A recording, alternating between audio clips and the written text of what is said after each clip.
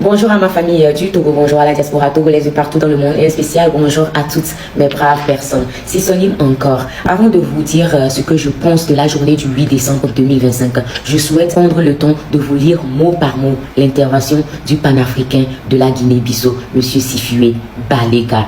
En français, bien sûr. Si je prends cette peine, ce n'est absolument pas parce que la traduction officielle serait mauvaise. Bien au contraire, les traducteurs ont fait un travail sérieux et respectable. Mais chacun sait que la traduction simultanée d'un discours aussi précis, aussi dense et aussi rigoureux comporte inévitablement des limites. Je ne cherche donc pas à décrédibiliser les traducteurs qui étaient sur place et dont nous avons vu les vidéos finales. J'estime simplement que dans ce type d'exercice, il est tout à fait normal que certains mots, certaines nuances ou certaines intentions profondes échappent à la restitution immédiate. Traduire instantanément, c'est parfois devoir choisir entre la rapidité et l'exactitude absolue. C'est pour cette raison que j'ai décidé de prendre le temps de vous lire la traduction que j'ai moi-même réalisée, point par point, une traduction très proche, presque mot pour mot, de ce qui a été réellement dit par le panafricain Sifue Baleka. Un homme qui, à mes yeux, a incarné la fierté de ce congrès au Togo en portant haut et fort la vraie voix du peuple togolais. Un homme respectable, un homme que nous devons héler et que nous avons besoin d'entendre à nouveau. Bien sûr, vous savez qu'après cette intervention, il a reçu beaucoup de menaces. Tout n'a pas été correct, mais il a fait de son mieux, il est rentré. Alors voici la traduction de son discours. Camille Moore a ouvert cette session hier en parlant de vérité et d'honnêteté. Et nous avons tous regardé la vidéo mettant en avant nos héros et héroïnes que nous vénérons pour leur courage. Un courage dont j'ai moi-même besoin en ce moment. Lorsque j'ai quitté les États-Unis d'Amérique en 2021 pour devenir, après 257 années de migration forcée, d'ethnocide et d'assimilation forcée, le premier membre de ma famille et le premier afro-descendant d'origine Balanta à se rapatrier définitivement sur notre terre ancestrale en Guinée-Bissau, je pensais avoir échappé à la peur d'être victime de brutalité policière raciste ou de devenir un nouveau prisonnier politique africain. Je n'aurais jamais imaginé que je viendrais à ce congrès depuis la Guinée-Bissau avec la même peur. En 1996, durant mon dernier semestre à l'université de Yale, j'ai rejoint le mouvement Jericho en soutien aux prisonniers politiques, pour la plupart noirs et racisés aux États-Unis. Ce mouvement avait été lancé par le gouvernement provisoire de la République de Nouvelle-Afrique. Pour celles et ceux qui ne le savent pas, il s'agit de l'héritage de Malcolm X et de son mouvement de libération.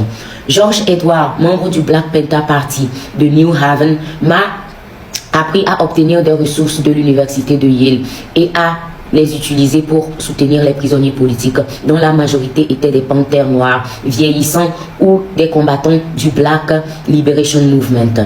Par son intermédiaire, j'ai établi un contact avec la famille internationale et les amis engagés de Mumia Abu Jamal. Et j'ai organisé 3 jours d'action sur le campus de Yale à l'occasion de la journée nationale de protestation étudiante en soutien à Mumia Abdul Jamal qui était alors toujours prisonnier politique aux États-Unis d'Amérique.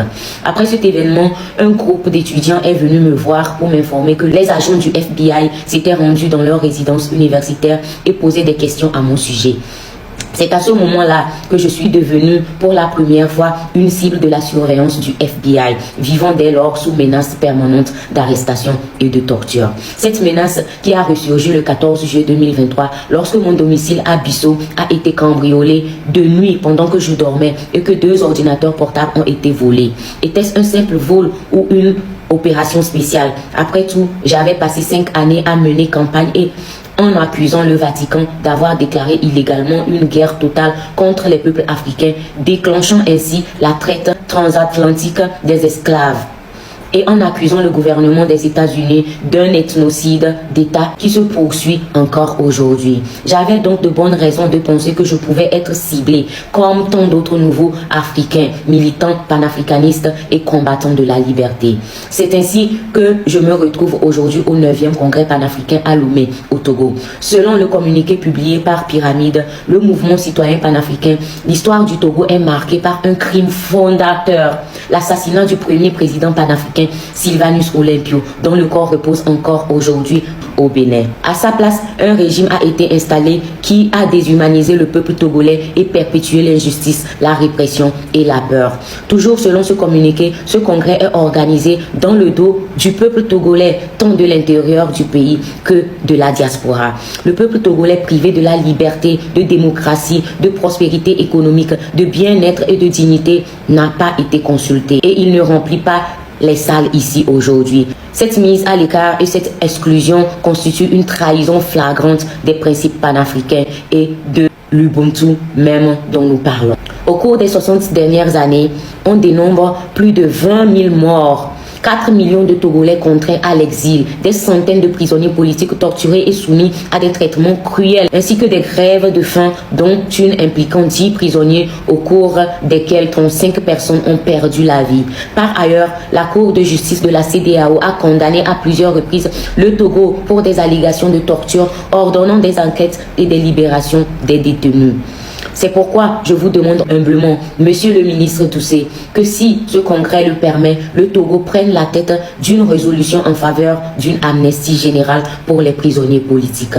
Avant mon arrivée à Lomé, j'ai aidé ma sœur, camarade, amie, l'aînée Kashita Makini Tchameni, fondatrice de l'Académie afro-américaine à Ouagadougou au Burkina Faso, à mettre en place une pétition en ligne pour son mari, M. Youssef Tchameni, figure civique éminente et défenseur de la démocratie au Cameroun, actuellement détenu arbitrairement et menacé d'un procès imminent devant un tribunal militaire où il risque entre 15 et 20 ans de prison sur la base d'accusations totalement infondées. Il a été enlevé à son domicile le 24 octobre dans un contexte de crise post-électorale marqué par plus de 2000 arrestations et disparitions forcées, de nombreux blessés et des dizaines de morts, dont celle de la figure historique de l'opposition camerounaise, Anicet Khan, décédée en détention judiciaire. Je vis aujourd'hui une crise post-électorale similaire dans mon propre pays, la Guinée-Bissau, après avoir refusé de voter aux élections présidentielles aux États-Unis, puisque ce gouvernement a imposé illégalement la citoyenneté à mes ancêtres affranchis sans leur consentement. Je n'ai plus participé à leur élection. En revanche, j'ai voté avec une grande fierté en tant que citoyen de Guinée-Bissau lors des élections du 23 novembre. Il est alors devenu évident que ce scrutin opposait le bien au mal, l'intégrité à l'égoïsme, la bonne gouvernance à la peur. Comme plus de 55% de la population dans 7 des 9 régions du pays, j'ai voté pour le docteur Fernando Diaz Acosta, car il était clair à cet instant que la Providence l'avait désigné. Et comme on le dit, la voix du peuple est la voix de Dieu. À l'heure où je vous parle, Monsieur le Président, vous savez que Fernando Diaz a trouvé refuge à l'ambassade du Nigeria à Bissau en raison des intentions malveillantes de l'état-major militaire de transition illégale. Des membres de sa campagne et ses partisans sont toujours détenus, victimes de graves violations des droits humains, notamment Domingo Samoas Herrera, président de l'Assemblée nationale populaire. D'autres comme Marciano India, arrêté à l'aéroport alors qu'il se rendait à un congrès similaire à celui-ci, ou encore Octavio Lopez sont également concernés. J'ai donc voyagé avec l'angoisse d'être arrêté à l'aéroport international Osvaldo Vieira de Bissau. Il y a quelques jours, en route pour ce congrès, je me suis demandé, serais-je arrêté à mon retour à Bissau pour avoir aidé le président élu? Serais-je ciblé ici même pour avoir appelé à une 9e résolution du pacte panafricain en faveur d'une amnistie générale des prisonniers politiques, en commençant par le Togo?